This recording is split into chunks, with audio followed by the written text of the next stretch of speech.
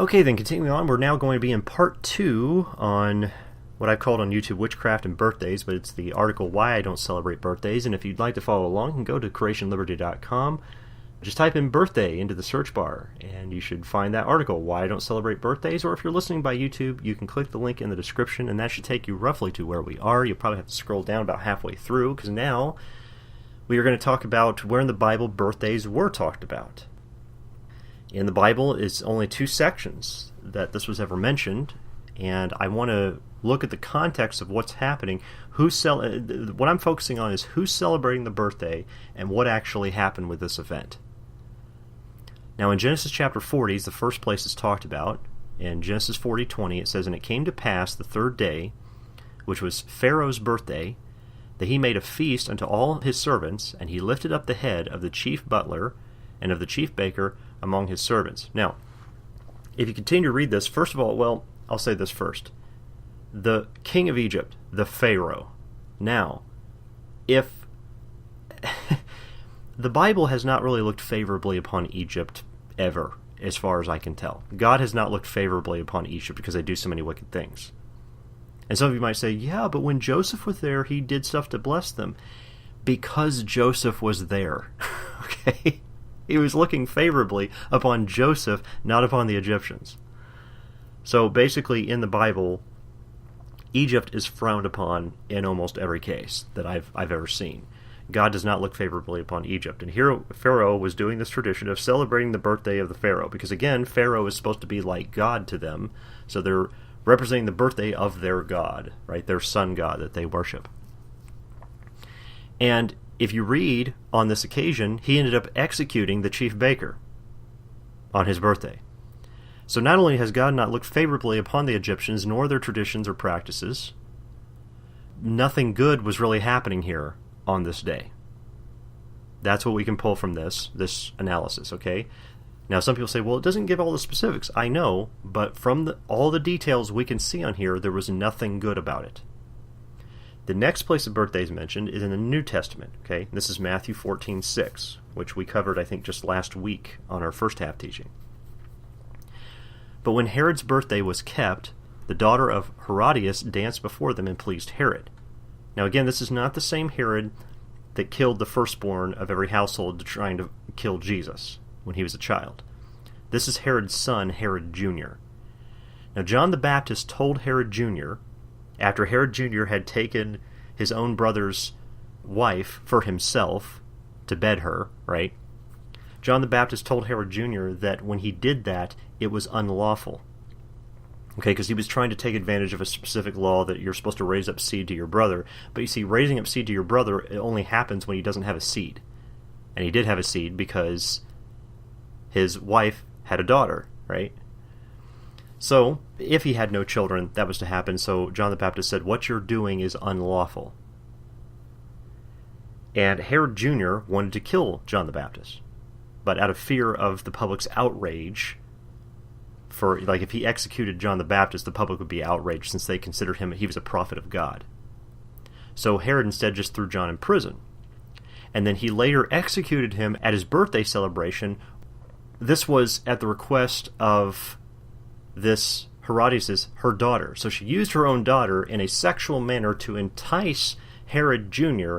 and then convinced him to kill John the Baptist. And this all happened on the birthday celebration. So if anyone can find a positive note about birthdays in the Bible, I'm open to looking at it. I really am. You can send that to me. However, if you can't find that, then I would have to conclude that there's negative things about birthday celebrations in the Bible, because they're in honor of wicked pagan rulers, and evil things took place on these days. So people, I already know there's people upset that I've done this teaching, okay? And I don't care how many people want to call me names. You can call me whatever you want. I don't care how many excuses these churchgoers want to make.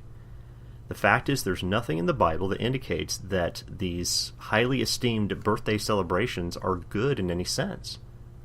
I'm just pointing out the facts, okay? I'm not saying you're going to hell because you had a birthday celebration. Don't misunderstand. I'm just saying there's nothing in the Bible that points to this being good. See, in Luke 16:15 says, "Ye are they which justify yourselves before men." That means you go to other men, you give them excuse, right? You'll write Chris Johnson an email and you give an excuse. "Ye are they which justify yourselves before men, but God knoweth your hearts." He knows why you're hanging on to this stuff. "For that which is highly esteemed among men is abomination in the sight of God." See, esteemed means valued. Something that's highly valued among men is abomination in the sight of God, because these highly valued traditions of the birthday celebrations, they are. I mean, they are really highly revered. You're considered a bad parent if you don't hold a birthday celebration for your child anymore. It's ridiculous. Now, there, on top of all this witchcraft that we've covered, that the paganism and witchcraft sources all this comes from, plus the evil men in the Bible who celebrated these birthdays, there are some other problems that most people don't consider. And I don't know if I say don't consider. I would say they don't want to consider. It's a willful thing. They won't consider it.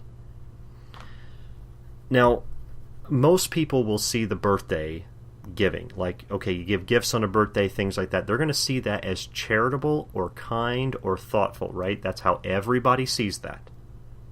But the reality is the complete opposite. I have come to that conclusion over many years of giving this thought, because I have put a lot of thought into this. This is not, just because I've written on it recently does not mean I've not put a lot of thought into this over the years. I just haven't gotten around to writing about it until now.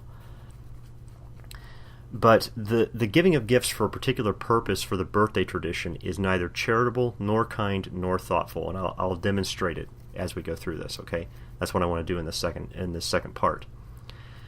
So now I realize there's going to be people out there automatically offended by that. How dare you say that? I am legitimate in my I know the excuses. Okay, you don't have to start writing me a bunch of letters. I already know the excuses you're going to give. And really, most of the time when people write me these letters with these excuses, you're really just wasting your own time. Okay? Because a lot of what these people do, they look to their feelings first and foremost. They don't look to the scripture on these issues. They're looking to their feelings. How do I feel? See, they're not looking to how God sees things. They're doing that which is every man, that which is right in his own eyes. We talked about that last week in part 1. Okay? They're doing the foolish man is looking to that which is in his own eyes instead of considering the matter objectively. Because the situation in which, okay, you've got this birthday person, and you've got someone close to the birthday person, right? Family member, friend, whatever. And if that family member or friend does not get them a present, it's like all hell breaks loose. For example, and it causes contention, it causes all sorts of problems here. And you have to stop and consider, someone who does not receive a present for their birthday causes all this contention, the strife, the arguing, the offenses between. Why is it causing so many problems? There's a hidden problem behind all this, okay, that needs to be addressed, because if something like that is causing that kind of a problem, there is a serious issue going on behind the scenes. And I want to quote this from a Reddit post that I found, because I went looking for some stories. I just started doing some internet research. I was like, I want to find people that are giving stories about this stuff, because I was just searching for people who were disgruntled on their birthday about this stuff. I knew it wasn't going to be that hard to find, and it wasn't. I mean, it was not hard at all. And here's what this, I believe it's a young lady who's writing this, because of the way it's written. I think it's a woman. But she says, quote, "My 19th birthday is coming to an end, and so far only 2 of my friends have even acknowledged it. I've spent the day at home mostly crying.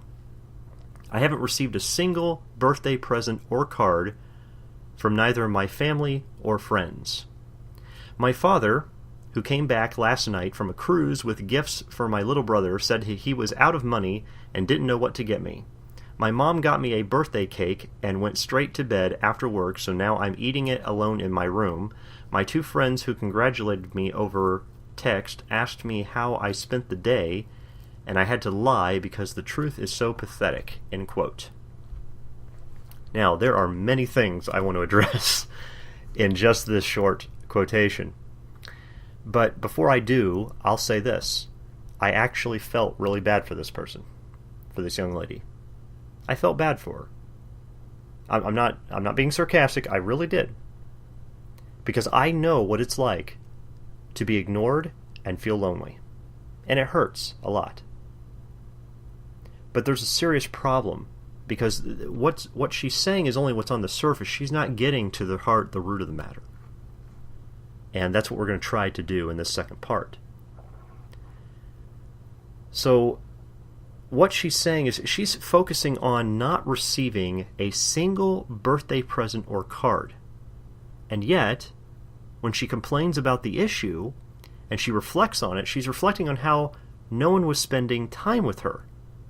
So she would say, I'm alone in my room. Now, you not receiving a birthday present or card and nobody spending time with you, those are two very different things. See, it seems the real complaint is that. It's not the birthday card or present, it's like nobody's spending time with her. So, because you have to stop and consider, she says, no one gave me a birthday present or card. Well, wait a second, she just said that her mother gave her a cake.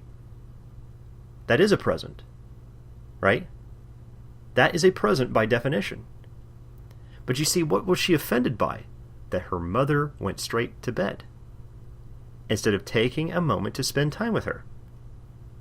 That is what created the loneliness in the first place. And this is key, folks. This is what I want you to focus on right here.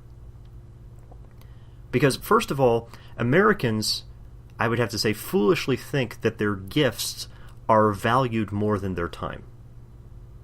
That's the vanity of the flesh. They want material things. But deep in their spirits, people, including children, by the way, because children are not completely stupid. No matter how much you might want to treat them like they are, they're not stupid. They make foolish decisions, I get that. They don't have a whole lot of wisdom, but they're not completely stupid. They're not completely unobservant of what's going on. Because children want to spend time with their parents, have their parents value their company, have their friends and family value their company. Everybody really wants that. You want people to value your company, right? And one of the greatest mistakes parents, family, and friends make is thinking their money can replace their time. Now, in the article, I tried to word it a little more craftily, and I said they foolishly believe that their presence can replace their presence. I use presence as a gift and presence as in your physical being there, okay? Which is true. And so what happened here, and this is what I want to address, and I'm not even sure I wrote this out well enough in the article. Maybe I'll have to go back and do a revision and make sure I write this in. But the fact of the matter is that if, and I'm trying to make sure I word this the right way so people can fully understand what I mean. This birthday issue really, there are many people who don't understand that all it does is it reveals the truth of the pathetic nature of the family situation. Because, you see, when I was younger, and I've talked about this last week some, that I used to get really depressed around birthday times. Way far back as I can remember, I would get depressed. I tried not to show that very much, but I would get depressed on those days. And really, what it was about, the whole thing was a facade. The whole thing was fake.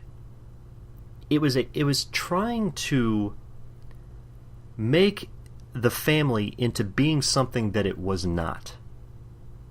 That's what it really was.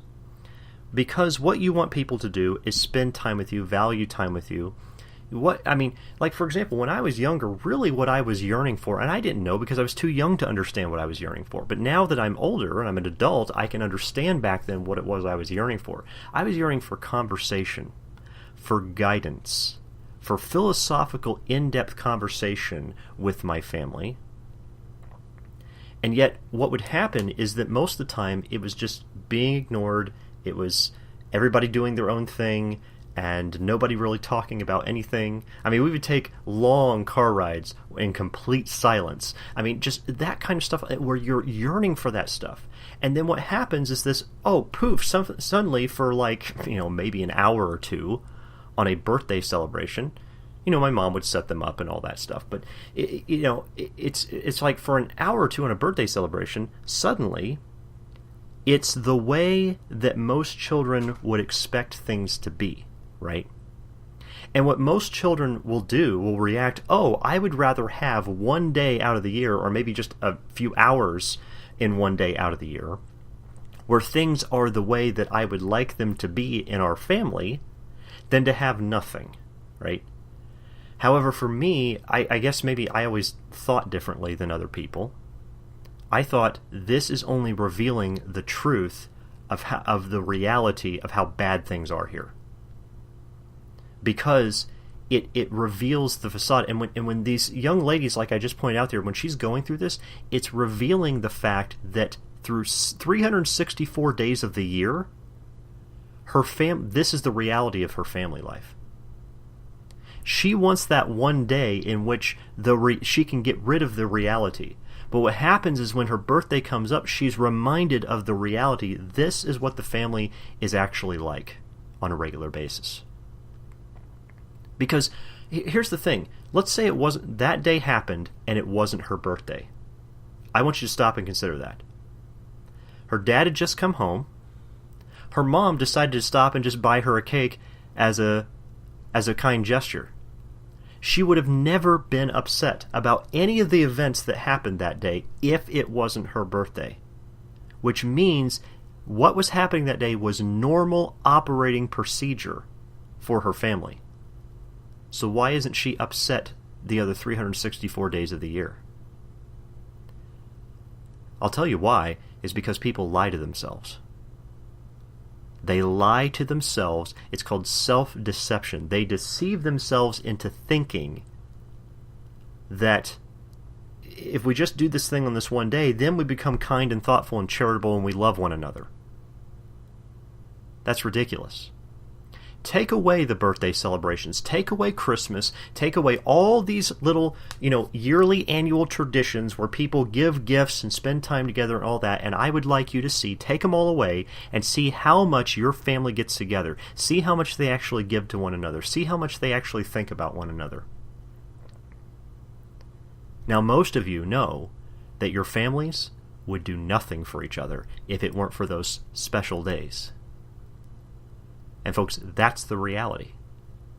You would say, oh wow, now, right now, there's so many people feigning it, you can't tell. But right now, there is so little thought, so little charity, so little everything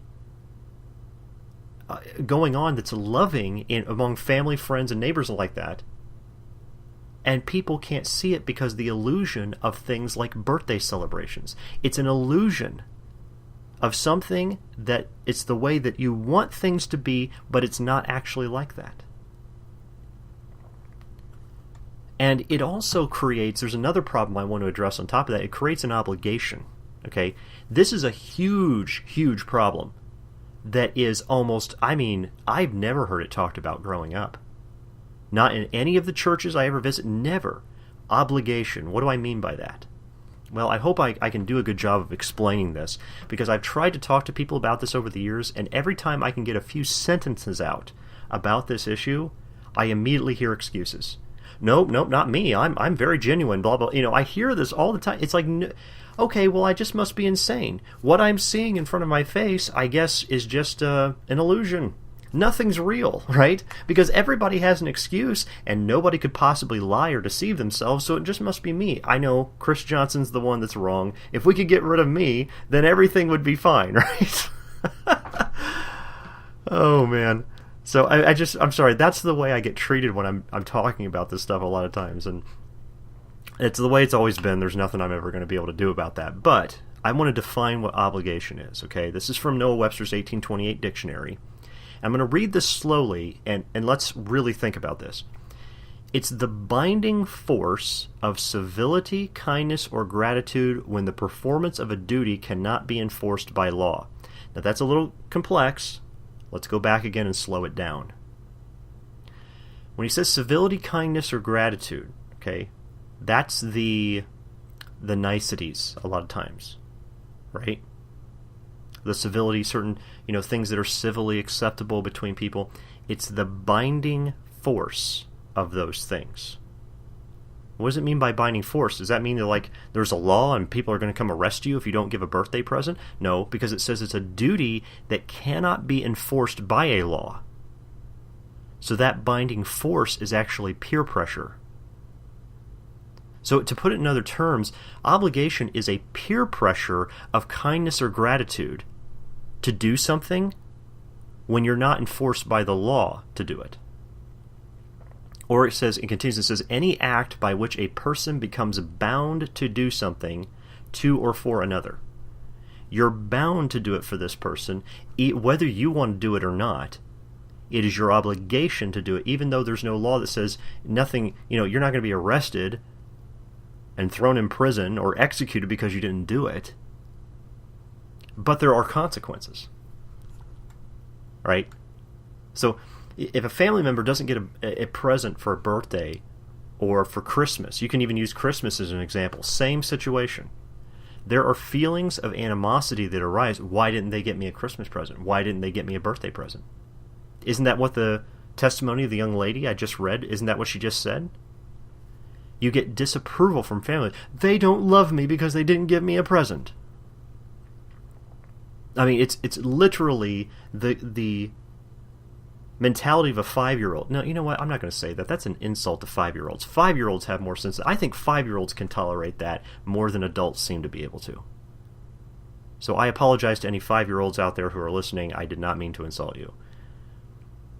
The maturity level, that's what I'm talking about. Be ye not children in your understanding. Okay? Be ye children in your malice, meaning that children don't hold those grudges. That's why I said I think a 5-year-old can handle it better than an adult.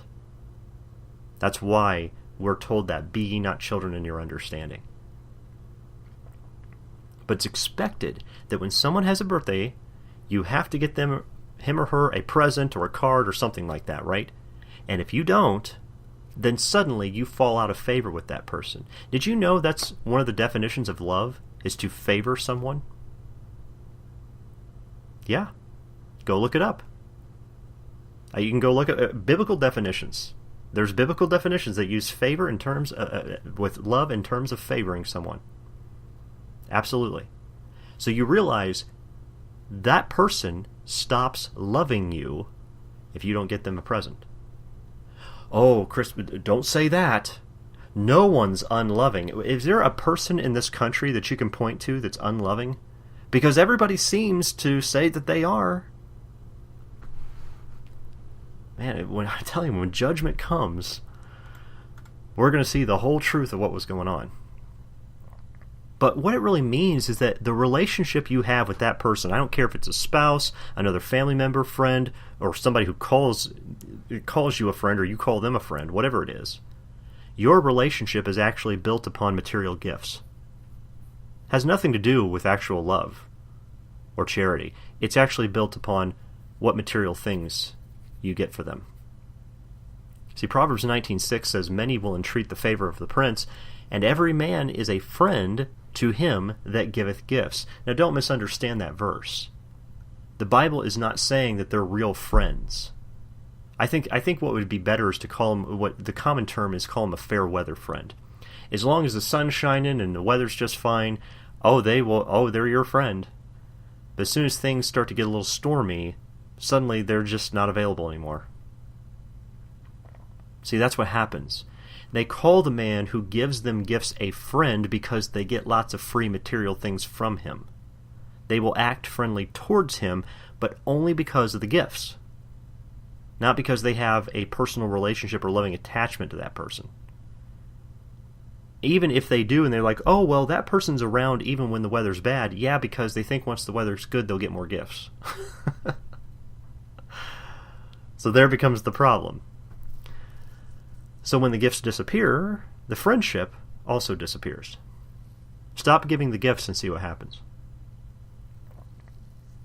I mean, the bitterness of not receiving the obligation, that obligatory gift on that birthday, or even the expectation of a phone call or a card or something like that, right?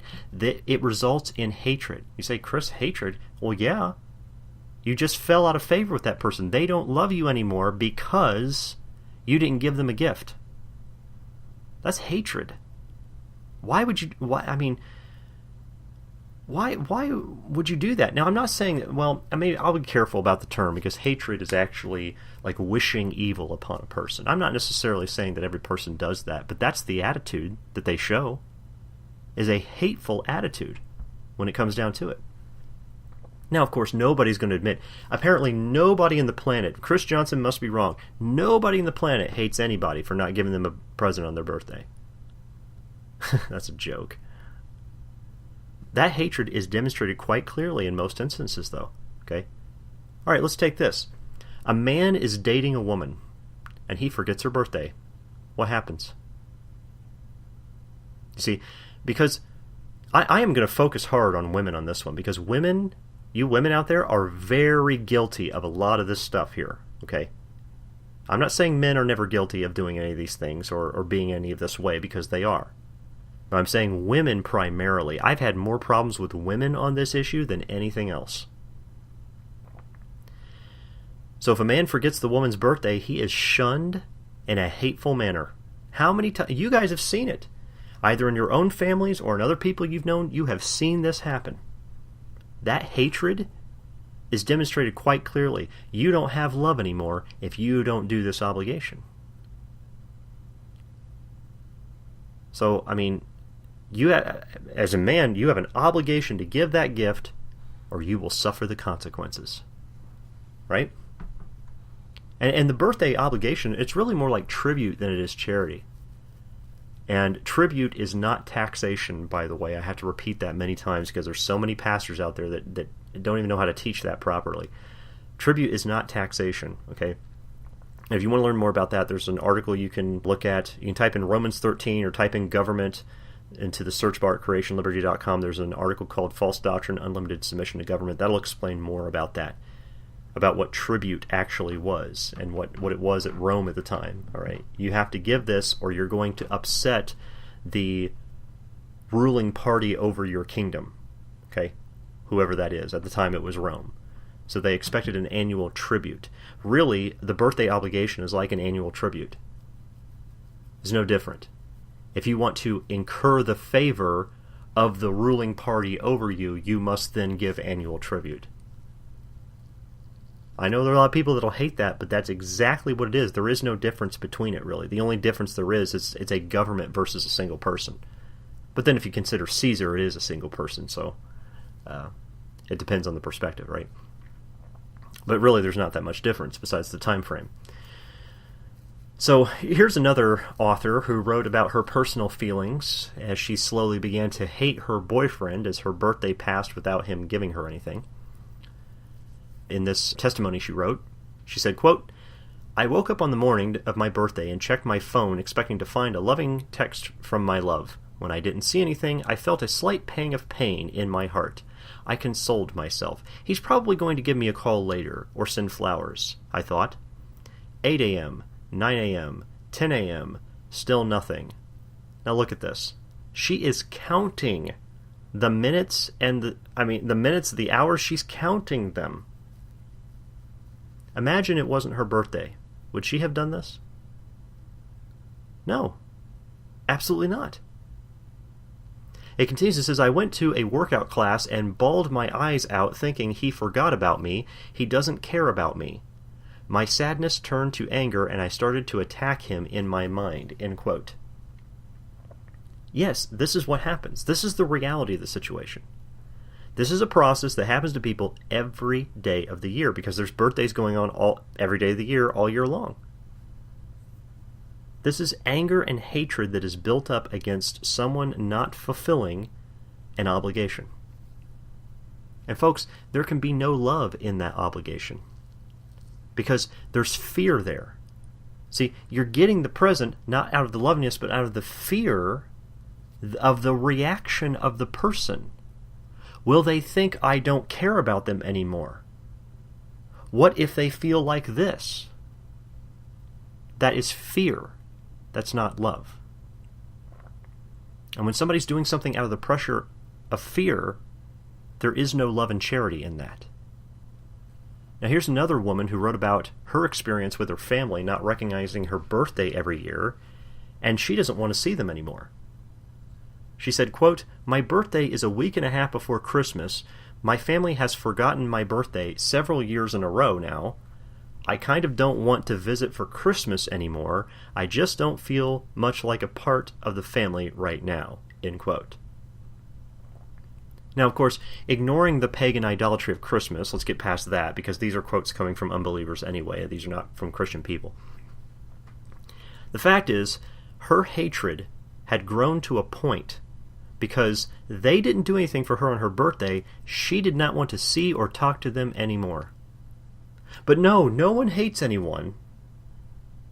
I realize that, I'm always wrong. I get that, okay. But, you see, the obligation over the birthday gift giving has become a destructive force. And it's plaguing families across the country. And it's plaguing people in the church as well if they participate in these birthday traditions. It does happen, okay? And I want to point this out too. You realize that, the entire thing is a facade. It's a fake. It's putting up it's a masquerade, really. It's putting on a mask and wearing it. And acting like, yes, we're good and kind and charitable, but we're only going to do things on those specified times, right? And really, when their hearts are not actually loving the people involved. Now, you realize that the Lord God has always hated gifts from those who do not truly love Him. Now, He told the Jews that if they bring Him gifts with that attitude, then they're polluting His name. Go back to Ezekiel chapter 20 and verse 39. It says, "As for you, O house of Israel, thus saith the Lord God, go ye, serve every one his idols." Now, He's not commanding them to go serve idols. He's saying, you guys have the liberty to go do what you want to do. Right? He's taking His hands off of it. But He continues to say, "And hereafter also, if ye will not hearken unto me." So what He's saying, He says, if you're going to go after your idols and you won't listen to me, but pollute ye my holy name no more with your gifts and with your idols. He says, if you're not going to love me and keep my commandments and love me, don't bring me gifts. Why? Because it's fake. Now the Lord God sees that very clearly, and He told the Jews, don't do it to me. And yet, all across the country, we have families every day doing it to one another. They're bringing each other gifts in a total fake facade. It's a ruse, more or less. And the entire thing is designed to keep this appearance that they are loving, kind, and charitable and thoughtful family to one another, when it is not true. It is there to cover up and self-deceive into thinking something is pleasant when it's anything but. The Jews were bringing God gifts while violating everything he said to them. They didn't actually love Him. Their hearts were far from Him, as it says, as Isaiah prophesied of them in Isaiah 29, and in Matthew 15, Jesus Christ talks about it. Well did Isaiah the prophet prophesy of you, saying that they honor me with their lips, but their heart is far from me. So their hearts were far from Him, and yet they were giving gifts to keep up appearances, just like they do today. He wanted them to bring those gifts willingly out of love to Him, not out of necessity of an obligation. Oh, well, this is the tradition that God laid down for us. We're going to go, celebrate our paganism and do our pagan things, back and forth. And then we'll bring our oblations to God. This is why in 2 Corinthians 9:7 it says, "Every man according as he purposeth in his heart, so let him give, not grudgingly or of necessity." That's obligation. It says, "For God loveth a cheerful giver." They ought to have the liberty to choose, not be forced into it because it's a tradition of men. And there's many people in American culture that think they have loads of friends. But most of them stand on pretense. They don't have hardly any friends whatsoever. They only uphold a friendship if certain conditions are met. For example, you better give me a gift on my birthday or else. Now, most people do that, but they won't admit it. They won't admit that's the case. All right? I remember a long time ago that I had ran this experiment for a while because I started to realize some of these things. This was a very long time ago. This is something like 15 years ago.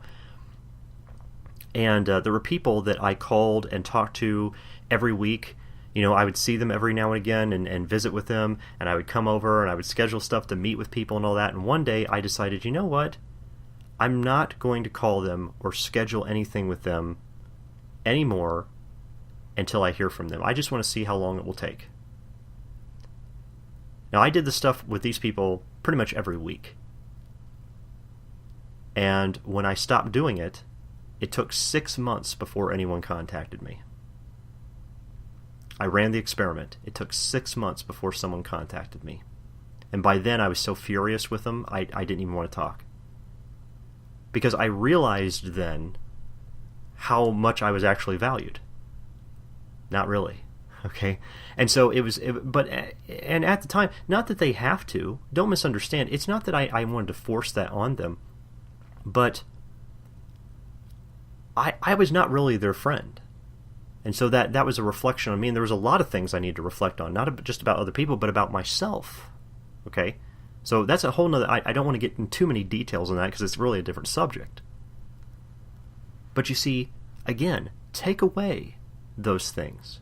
Take away the birthday celebrations. Take away the Christmas celebrations. Take away all these little celebrations you've got and see how often family gets together. You know, back when we were doing the Christmas stuff and all that, our family got together. We play games and have a good time, and it was great. When we stopped doing the Christmas traditions, when we stopped doing the regular traditions everybody else was doing, guess what happened? Family doesn't get together anymore. Not that they can't. It's easy to schedule a dinner party. It is not hard, but they won't do it. They won't do it. Why? That's a good question.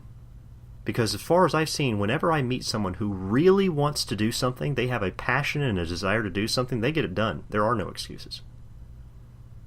So I am left with one conclusion. They don't want to. And people say, no, it's not that we don't want to. Yeah, I know. They'll say that because it makes them look good. It's an appearance. But you see, what you say and what you do are two different things. So when people expect me to believe them when what they say and what they do are two different things, I get angry. Now, I try not to because God knows I've been guilty of lying in my life too, and I try to be graceful and merciful as He has shown me grace and mercy on those issues. However, it makes me angry. Okay? Because they think they're going to get that by someone like me, or they're going to get, most importantly, they think they're going to get that by God. They're lying and deceiving themselves. I would rather people just say, I'm too lazy to do it. I could respect someone, and I would like someone to just say that. I'm too lazy to do it, I don't really want to. Okay, thank you for just telling me that. I appreciate that. So that way we don't stand on pretense and we don't waste a bunch of our time talking about this junk. The fact is they don't really want to. They do it because there's an excuse, right? It's a feigned pretense of love in these traditions. And that love can be dropped at a moment's notice if those civil obligations of traditions are not fulfilled. And then you have to stop and wonder why people think there's just so little closeness in my marriage. You wonder why there's so little closeness in your marriage is because the entire marriage you have is built on a pretense. That means you won't love each other anymore if you don't get each other gifts. I mean, then you have some of these men that are out working hard, working constantly, bringing home money, bringing home resources for their wife, and they'll have a wife who'll sit back and say, well, he didn't get me a present for Valentine's Day, or he didn't get me a present for my birthday, so then she starts hating on him. He's bringing her stuff every single week, and she hates him because of that. Oh, no, I don't hate him. Because, as we learned in feminism, women are loving no matter what. They cannot do anything wrong. We learned that from feminists, right? It must be true because they said it. Unbelievable. Unbelievable people act like this. And this kind of stuff happens all the time. How often do people even think about this stuff, let alone act upon it? Are people starting to get an understanding of why I called this Why I Don't Celebrate Birthdays? There's a reason for it. Because people treat me all the time like I'm just someone that wants to ruin everybody's fun. Are you kidding me? I want us to have fun, but do so on the basis of the truth, not on a lie. The birthday cards and presents have become nothing more than a way to maintain the facade of a real relationship or friendship when there isn't one. That's all it is. And birthday cards, don't even get me started. Well, no, I am going to get started on birthday cards because I got to say this. Like the card companies like Hallmark and things like that, that is one of the most useless and vain industries I have ever seen in my life. And yet it still continues to grow. It's unbelievable how much. I mean, the birthday cards themselves, I got to say this. What I was yearning for so much from family, like I've said earlier, was a real philosophical conversation, a sit down and let's talk about real matters. Let's be honest with one another. Let's someone to guide me, to teach me. I was yearning for that stuff that I could not get, and I can tell you, I got cards, greeting cards by the boatloads when I was growing up, and I can tell you this for certain: I don't remember one. I'm sitting here thinking about it. I cannot remember one. All I remember doing is opening up an envelope, seeing a card. I did not care what was on it. Looked inside, see if there was money. If there wasn't, I threw it in the trash. Because it meant nothing. Nothing. Because what are you looking for? What are all of you looking for? You see, stop and consider. I mean, even our church group has been trying to schedule more things to get together and chat. Why? Why isn't the message board forum enough? Because you want the time. You want to spend time. That's what people actually want. The greeting card is some sort of vanity in Americans' insane minds to think that replaces a real relationship.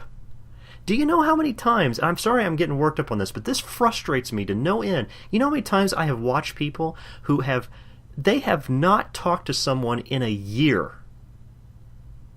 They haven't had any contact with this person in a year, and then annually will send them a birthday card. Do you know how many times I've seen that in people? I'm not pointing at any one person. This happens with people all the time. Most specifically women. Now, men participate on this too, but they participate on it because of women. Okay? That's why I say I'm focusing on women a lot on this one. These people go through tragedy and hardship throughout their entire year with no contact, right? No contact between them. And they've gone through all these things that they've needed. They've needed people to be there for them. They've needed financial help, all this stuff. They hear nothing from this person throughout the entire year, but then they'll get a card once a year that says, "Thinking of you." What did James chapter 2 say? Starting in verse 15. If a brother or sister be naked or destitute of daily food, and one of you say unto them, Depart in peace, be ye warmed and filled, notwithstanding ye give them not those things which are needful to the body, what doth it profit? What good does it do to send them a Hallmark greeting card that says, Thinking of you? You ever been to the Hallmark section with all these cards in it at the grocery store or wherever you're at, and you go down the aisle? Did you ever find the one that says, Sorry your house burned down card? Sorry that nobody helped you, give you food and clothing when your house burned down card, or sorry your dad died and you lost your home, or something like that. Stuff that they need. Why don't you see cards like that? You don't see that stuff. Right? Because because the greeting cards are vanity. It's vain. It means nothing. People says, well, there's this person, I do really care about them, and I'm a long distance from them, and I can't really see them and be there for them. Then write them a letter. Because that actually means something. But grabbing a card to give them this thinking of you or best wishes or whatever, that is nothing. It's nothing. It doesn't do anything for anyone. It never has. It's a facade. It is fake. It is something that we seem to, and I say we as Americans, not me personally because I don't do it, but we as Americans seem to convince themselves that this facade actually does something. And then if you dare to even question these things with people, they get really angry with you. That's why I made a demotivational poster, because I compared it to, I said, you know what this is really like? When you see any of those movies or shows that's got this tribal people that they tie up somebody and carry them to the top of a volcano, and they're going to throw them in the volcano as a sacrifice. And I put a picture of someone, made an illustration of them tossing a man into a volcano to appease the volcano. And I just put birthdays, what your family does to you if you don't celebrate them. That's really true. Because even if you don't do it, they get angry at you. Here we have this obligation that we're saying, hey, I'm relinquishing you from the obligation to do anything, and then they still get upset. They still get upset. It's amazing. And if you don't understand the birthday thing, don't they do that with Christmas? My wife has had the hardest time getting her family to back off during Christmas time, because they still write her and say, what do you want for Christmas? Even though we have tried to explain to them, this is paganism, we want nothing to do with it. They don't care. Oh, but by the way, they're Christians because they told us they were. Right? Yeah. I just want to throw that out there. I'm not saying they're not Christians because they celebrate Christmas. I'm saying that they won't listen. They won't hear, they won't study, they won't look at anything. They're being willfully ignorant. I mean, look, if those of you want to say, okay, Chris, no, because when I get someone a card, it really means something. Okay. If you won't look at it from your own perspective, then look at it from somebody else's, please, for a moment. And if you can't do that, I'll give you an example. Let's say you work for a corporation. Once a year, they send you a Thanksgiving turkey. Now, do you believe you have a close, loving, personal relationship with that corporation? No. None of you sit back and think that you've got... And I'm talking about a turkey, an actual gift. Okay, what if the company, the corporation let's take my mom worked for Walmart for about 15 years. It would be more accurate to say my mom was tortured for 15 years. But she went and worked for, they did pay her, so I guess, she got something for the torture. But she went and worked for Walmart for 15 years. If Walmart corporate office sent her a Christmas card once a year, not in any sense would she have ever thought that she had a close personal relationship with Walmart corporate. And I'm just using that as an example. But yet, people do this with cards with one another all the time and think they have close personal relationships with each other. I mean, now that I'm starting to say this, hopefully some of you realize, wow, this is insane. I know, it's insane, and it's like nobody talks about it. I mean, just what I'm saying is like birthday gifts and cards aren't there for people when they go through tragedy. I mean, people don't, when people are grieving over something, they don't go to their closet and dig out old birthday cards and gifts that they got when they're grieving. It doesn't help anything. It's fake. And to me, it's like pulling teeth to try to get people to understand this. So, I mean, the bigger the greeting card industry grows, I'd say is a good reflection of the vanity of this country. And on top of that, man, when you get, I haven't even gotten to the issue of pride. What it teaches children. The pride of a birthday celebration is horrible. It teaches these children that they should be lifted up and honored. And that they should gain material things. We should get material things and be lifting ourselves up and loving ourselves. That's what it teaches them. It doesn't teach them humility. You don't learn humility from a birthday celebration. You don't learn virtue from a birthday celebration. To value virtues over stuff, you don't learn that from those. How do children learn that then, Chris? If they don't learn it from birthday celebrations, maybe quality time with their parents who have a good biblical foundation and don't think that blowing up balloons once a year in their honor is going to help them learn virtue. That's how they learn it. It's from parents who are responsible and who sit down and spend time with them, who sacrifice watching television for a little bit to sit down and have a conversation with their children. That's how they learn those things. And by the way, it's not just talking with them. You got to live the life too. Don't just do a thing where do what I say and not as I do. Don't do that junk. Okay? You need to be doing the things you're talking about. Because if you only talk about the virtues, they're going to grow up without them. So you have to do them as well. Okay?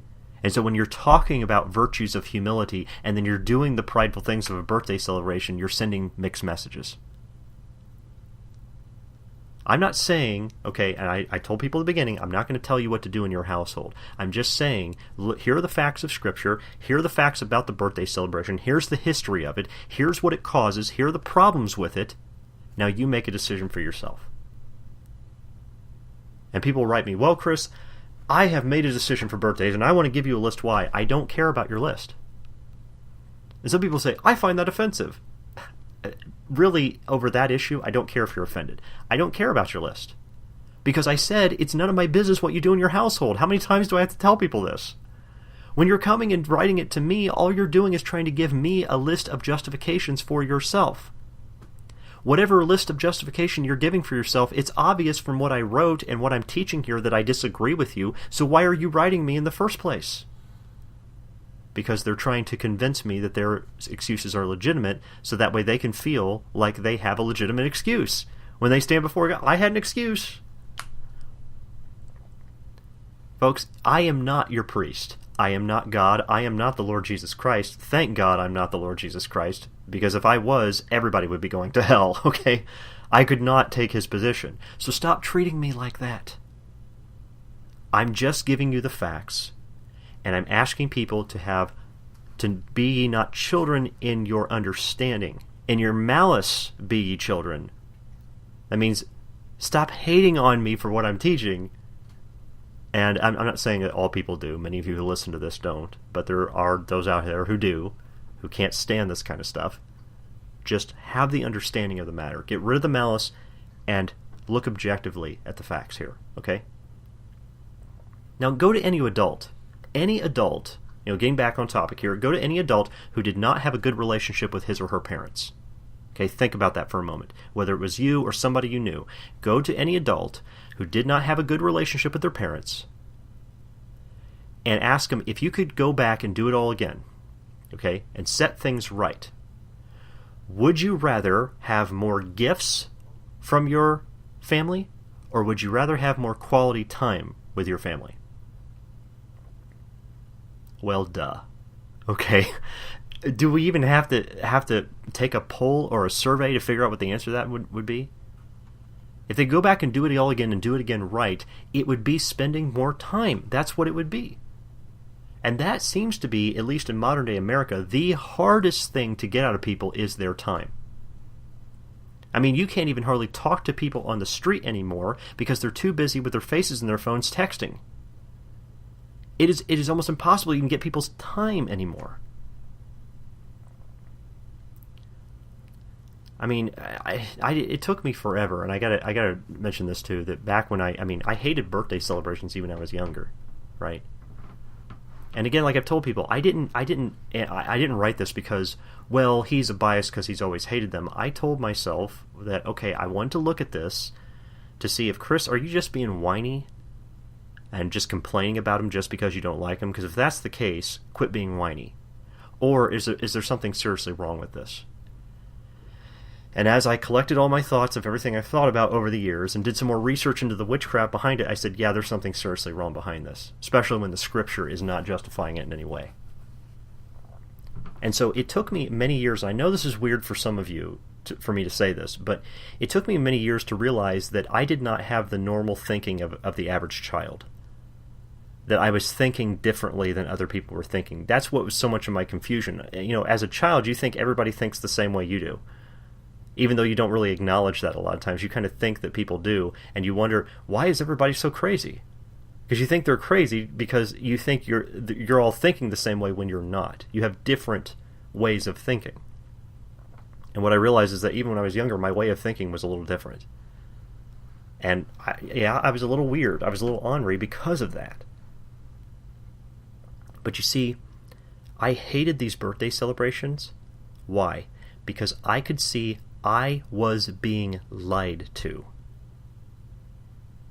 Now, I don't want to embarrass any of my family, but look, I talked about it. I wanted the quality time. I wanted to spend quality time with them. I wanted to sit down. I wanted to have a discussion. I wanted to talk about the real things. I wanted to be guided on these issues. I wanted that. But what I got instead were greeting cards and an hour, 2 hours, something like that, once a year, in which they were actually showing me some attention. And that's why I hated that day, because it was a lie. Because it would happen, I would get all that attention that I wanted from my dad or from somebody else. I would get that attention one time, once a year. And then the very next day, for the rest of the 364 days of the year, well, 363 maybe if you add in Christmas, but it would go right back to the way it was. So that told me I was being lied to, and I hated it, and I always hated it all the time. I had to fight with my family, I had to fight with friends, I had to fight with people like that. I got to a point, folks, I don't even tell people when my birthday is. I've had women I've had to hide my driver's license from who've tried to sneak in to find it. Well, I'm going to do something for him on his birthday. They don't understand, and they refused to understand why I hated these so much. And I still, to this day, cannot stand them at all.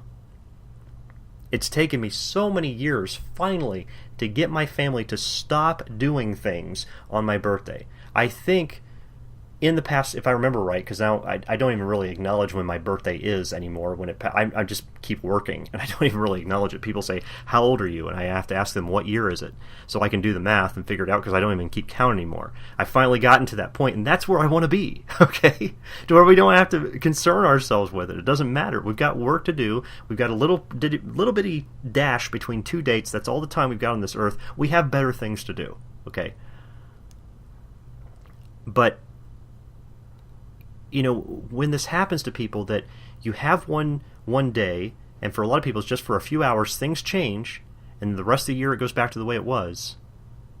I mean, there's a reason why there's so many people that get bent out of shape about the birthday situation, but they can't put their finger on what the problem is. And that's because they've deceived themselves. Is it any wonder that God hated the same thing? Again, here it is. You'd have the Jews for one day. They would come around and supposedly honor God with some celebration, right? Bringing him gifts, when the rest of the 364 days, they would just continue on with their paganism. God knew it wasn't real, and he wasn't going to suffer that. And these are the problems that it creates. I mean, the Bible refers to these types of people as double-minded or double-hearted, meaning that they claim one thing but do another. They speak vanity because they're not genuine. Even when they claim to be genuine with their mouths, it's a lie. That's why Psalm 12:2 says they speak vanity, everyone with his neighbor, with flattering lips and with a double heart do they speak. James 4:8 says, draw nigh unto God, and he will draw nigh unto you. Cleanse your hands, ye sinners, and purify your hearts, ye double-minded. Because when you're saying one thing and doing another, double-minded like that, there's a wickedness in your heart. And, I mean, my question to Christians really is, if you want to do something special and charitable for someone, why do you need to wait for a special occasion? What is the point in that? I mean, other than you being used to a tradition, why is there a reason to wait for a special occasion? I've personally heard this, and I've heard it from other people. I've heard other people say it to other people. They'll say, oh, well, we were thinking about doing this for you, but your birthday's in 2 months, so we're going to wait for that. Why? Well, because it's their birthday. Oh, this is just, it just gets worse. The more we talk about it, the worse this gets. It doesn't make any sense. If you're going to do something good for someone, that's almost like going to a homeless person and saying, you know what, I was going to buy you a meal today, but I've gotten to know you a little bit, and I found out that your birthday's in 2 weeks, so I guess what, I'll get you a meal in 2 weeks. Oh, man. Sorry, I just thought of that example. It made me laugh because this is ridiculous. It doesn't make any sense at all. You don't need to wait for an occasion. In fact, it's better, and I'm going to prove this to you, it's better that you do it when there's not an occasion rather than when there is. Now, just to pull back to the point where I've seen so many, and I have to say this because of the hearts of these women, I've seen some of these devilish, selfish, wicked-hearted women have this hatred on men for not remembering their birthdays or Valentine's Day or something like that. Now, I haven't even gone into the paganism behind Valentine's Day. I haven't written an article about that yet, mostly because we don't do Valentine's Day stuff, and it's for that reason, but I'll have to write an article about that. I've been requested to do that in the past. I just haven't gotten around to it yet. But we'll get there eventually. Anyway, while I was, because I'm looking at videos on YouTube, and some of these people who have these ministries they find it so important to get all their monetized ad funding on their YouTube channel, because that's really important to the Lord Jesus Christ, so I have to end up watching some commercials sometimes. But I did see one that I thought was kind of interesting. I thought it was funny, and I was showing Lorraine some of this stuff because I thought it was humorous. But it was interesting because it was while I was doing this, like writing out this teaching, and it was showing examples of what a typical woman would call the perfect man. Okay, and so what it would do is the camera was looking at it from her, like a first person perspective, like you're looking at things from her eyes. And what she does is she walks into the kitchen, and he's in like a nice tuxedo, and there are vases of flowers all over the kitchen when she walks in, and he just, because he's got his muscles and his nice jaw, chiseled jaw, and nice hair and blue eyes and all that, and looks over at her and he goes, "Oh, this? Just because." Like, that was all he said. And that's what that's what they called the perfect man, right? There was another scene, I think, where he had his shirt off, and under he had his one of his coveralls, kind of plumber working outfit, and he's like under the sink with a wrench, and he looks up and goes, "Oh, I was fixing this leaky faucet for you, and took out the trash while I was at it." That kind of thing. It's these... What it all was, if you look at all of them, it was spontaneous. Every single one of them was spontaneous. Now, isn't that just amazing to everyone? That women have had such hatred for men not doing things on a special day, but what they really want in their hearts is something spontaneous. I mean, I look into my past, and I've not just seen it in my own life, I've seen it in other people's lives too. I have watched women with more excitement over... Well, let's say this. A man will do something grand for her. Like on a Valentine's Day, he'll do this special thing, gives her some sort of candlelit boat ride and special dinner and treats her all nice. Do you know I have seen women with more excitement and more gratitude and more surprise when he just up and vacuumed one day than I've seen from her getting this candlelit dinner? Why? Because the candlelit dinner thing he does on the special occasion. She's expecting it, it's his obligation. But when he does the vacuuming thing out of nowhere, that's where the real love is. That's why she gets so excited at that, because that is really his consideration of her. He didn't just do it because it's a special time, and that he did it out of fear because she's threatening him to, keep things from him, keep some of his, even her wifely duties toward him away from him, simply because he didn't do a special thing on her on a special day. What's happening is that he did it, as the YouTube commercial said, just because. And folks, if you will look honestly into your own lives, you value the just because moments far more than anything else. I'll give you a real example of it, because this is what I'm saying, is that the birthday celebrations, that's not really charity, that's not really love, and that's not really the thoughtfulness. I'll give you an example of it. I'll show you something. It's based on what my mom did one time for my wife. See, while Lorraine was at work one day, what we did is the place we live now was converted out of a barn, okay? And the barn, before it was converted to a place we can live, was a place we threw junk. There was junk from floor to ceiling, okay? And so the downstairs area still has tons of junk. So what my mom wanted to do was clear out some of that and put up a shelf for Lorraine for some stuff she uses outside. So she came down while Lorraine was at work. She cleaned up a bunch of area, made it look real nice, just like it was just one corner of it, made it look real nice, painted some white on the walls, put up a shelf and everything for her, made it look nice and neat. And it's still down there to this day. She did that for her, I think, like last year. Out of nowhere. That is charity. That is love. That is thoughtfulness. That spontaneous... That is where you really find that, and I'm just, I'm not trying to, build up my mom and elate her above all people. I'm just sitting there saying that's an example of it. And folks, when somebody just ups and does something like that, that is where the real love is. But how often do you see that in the average family? Well, you don't. You know why? Because they spend all their time and money prepping for annual traditional things, like Christmas and birthdays and all that stuff. They're wasting so much time on the vanity of those things, they're avoiding being actually charitable. And they know that if you took away the birthdays, you take away the Christmas, you take away the Valentine's Day, you take away all these other stuff you have throughout the year, what do you have left? You'd have family and friends that never do for one another. For the most part. I'm not saying in every instance, but for the most part, that's what you'd find. So part of the reason people hang on to this so much is so they can keep up the facade, and they're not even aware of it, or are willfully ignorant of it. I'm not saying they're always willfully ignorant, because some of you may not have even realized these things until I started teaching on this stuff. I'm saying let's just take a look at what we're doing and at least question it a little bit. Not just do it because it's a thing to do or it's things that Americans have always done. Don't put those excuses in.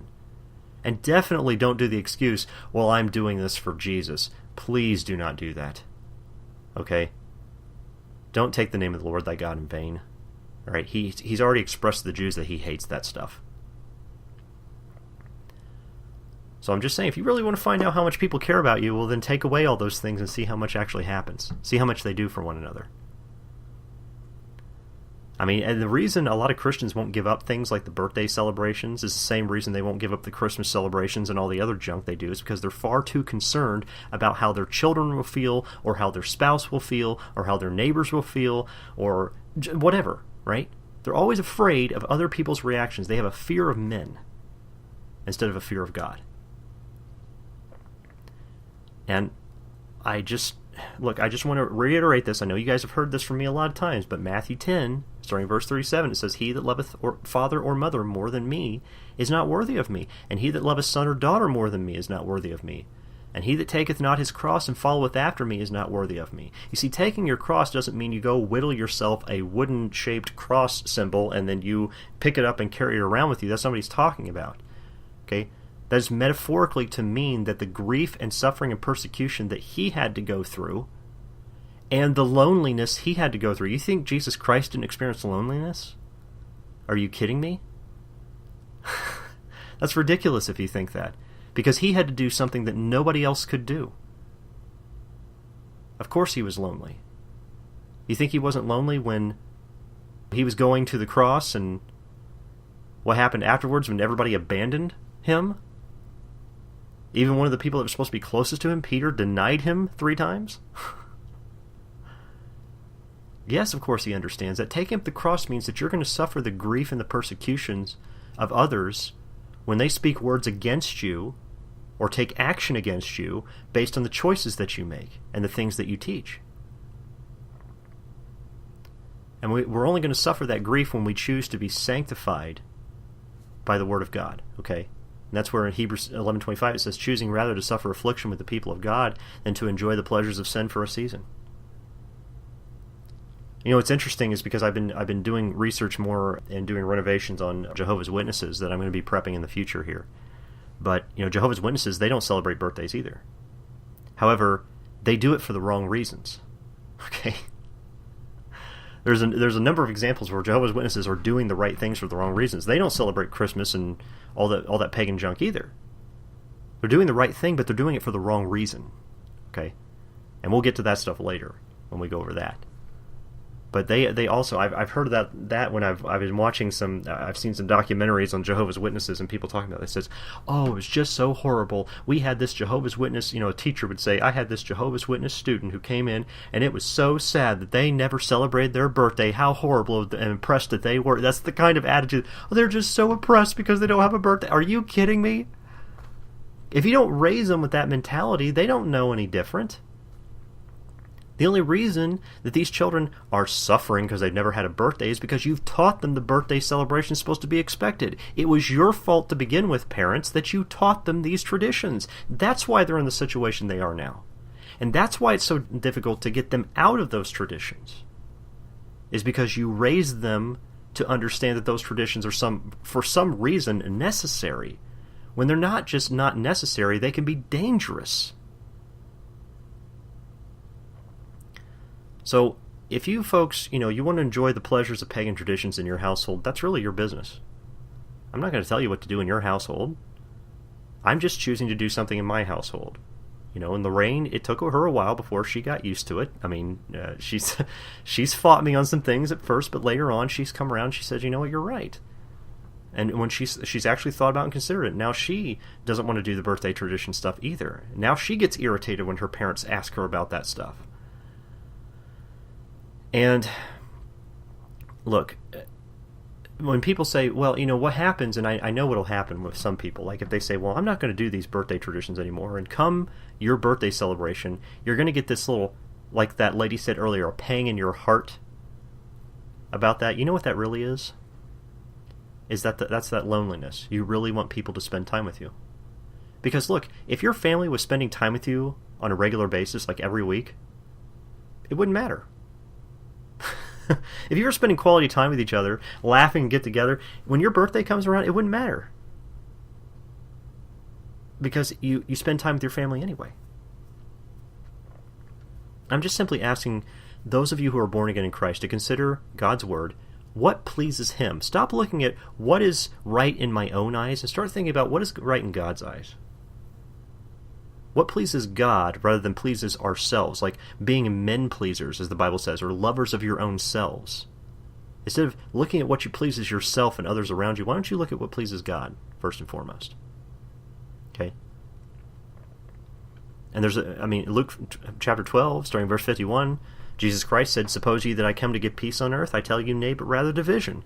For from henceforth there shall be 5 in one house divided, 3 against 2, and 2 against 3. The father shall be divided against the son against the father, the mother against the daughter, and the daughter against the mother-in-law against her daughter-in-law, and the daughter-in-law against her mother-in-law." It's not because Jesus Christ loves fighting and bickering, it's because He brought the truth. And these people do not want the truth. So there's going to be a division in the household because they're forced to live together, but they are at odds with each other based on the philosophy. That is, the philosophy means the way of thinking. Their way of thinking is different because there's some with the Spirit of God and some with not. So, I don't want people to misunderstand, to think that the counting of how many years old you are is wrong. Don't misunderstand that, okay? That's been done even from the very beginning. They counted how old they were. That's done throughout all the history of mankind, all right? And that's in the Bible as well. Otherwise, we wouldn't have a genealogy in the first place. But if you want to start up a tradition that maybe, well, I want to do something on the birthday, but I just don't want to do the pagan stuff. Well, then why don't you start up a different tradition? Why not implement a charitable tradition instead of a selfish, prideful one? So what you could do, and this is just a suggestion, I'm not saying any of you have to do this, don't misunderstand. I'm just coming up with an idea, all right? You could turn all of it around and have the child who's having the birthday, they have to get gifts or do a gift thing, like a charitable thing, for everyone else in the family, everyone else in the household on their birthday. And they can only do it, or maybe on the week of their birthday they have to do it.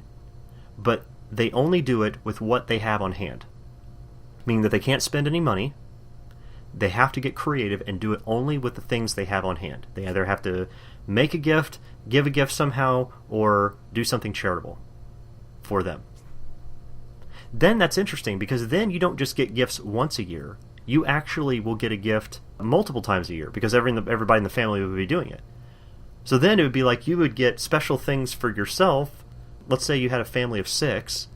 then 5 times out of the year, you would receive something, and you only have to give something 1 time out of the year. You see how this works? It would actually work out interesting that way. I'm not saying you have to do that, but get creative. If you absolutely, well, we've got to have a tradition, and you are so bent on this tradition, you've got to have it, then get creative. You don't have to do the same. You don't have to perform witchcraft in order to justify a tradition. Come on. There are some traditions that are good, okay? There are traditions that the apostles taught us to do. But we have to, just because there's a tradition there doesn't mean it's automatically good, okay? And I just would suggest to Christians, try getting rid of these traditions. Start building a new foundation on Christ. And if you want to give something to someone, then give it when it's least expected and give it from the heart. And don't look to appease people's selfish and prideful motivations by fulfilling obligations and putting up a facade. Okay? Do something genuine, all right? That's really charitable. That's what I'm saying. And so I appreciate everybody that spent the time to at least be patient with me and listen to me. I didn't want to rush that teaching. That's why I did a full 2 parts on it. And I appreciate everybody who took the time to listen. Even if you don't want to agree with what I talk about and you did listen the whole way through, I appreciate you taking the time. So anybody have any questions or comments about anything we just talked about on the subject before we close?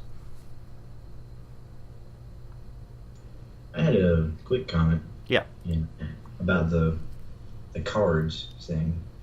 Because I've talked to my parents before about issues like Christmas and weddings as well, and I've been accused of, being hateful and judgmental, and all the normal stuff. Y'all have gone through it too. Yeah. But when my birthday comes around, I'll get this card that says I'm a loving, caring person. And that's just something that really irritates me every year. Yeah, like they send this card and they try to tell you, oh, it tells you all sorts of good stuff about yourself, doesn't it? Right. But what they personally told me was right the opposite. So they told you weren't a loving and caring person because why?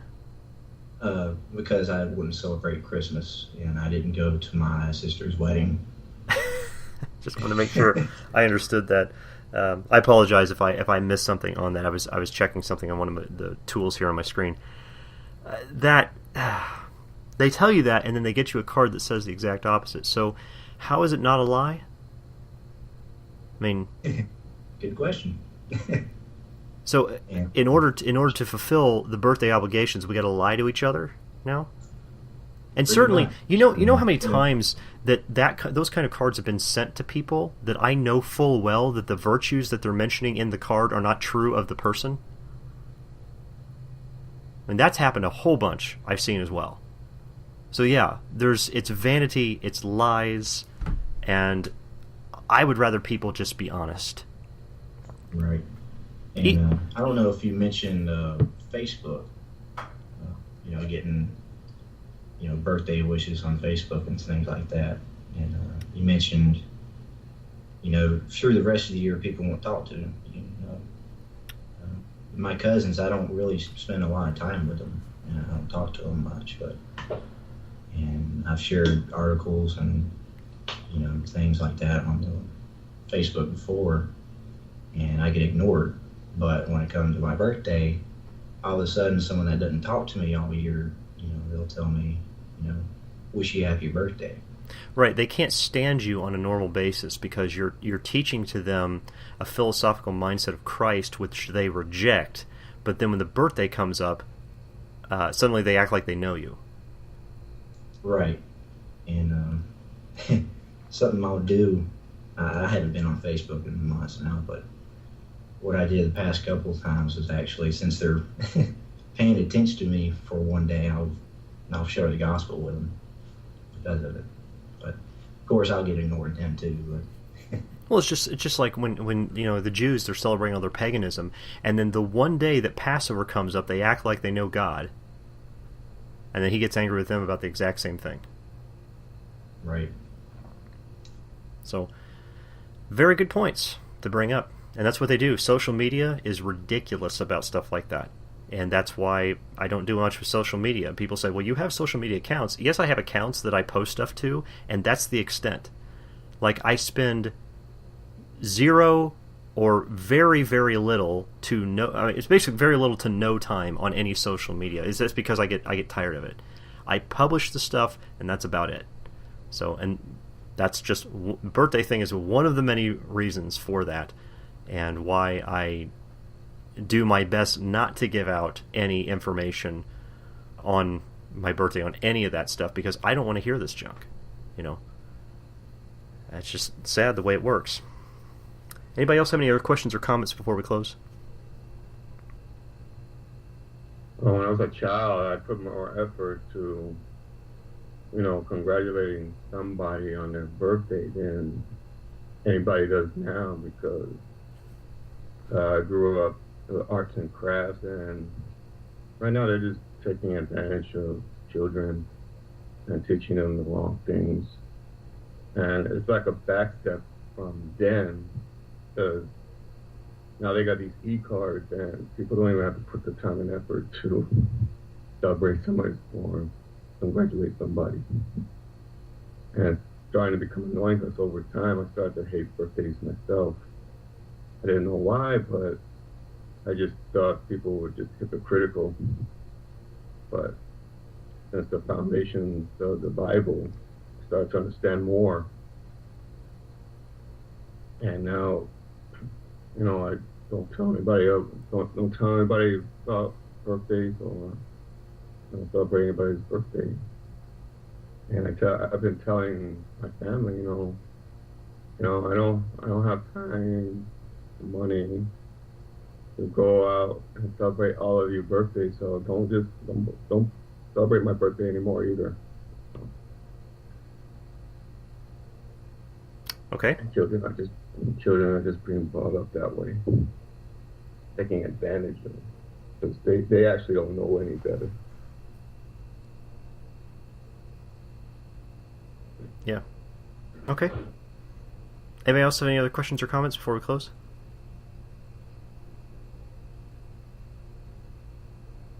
Well, thanks for joining us, everybody, this week, and may the Lord Jesus Christ bless and protect you all as you seek to study His Word and glorify Him in all that you say and do, and God willing, we will see you next week.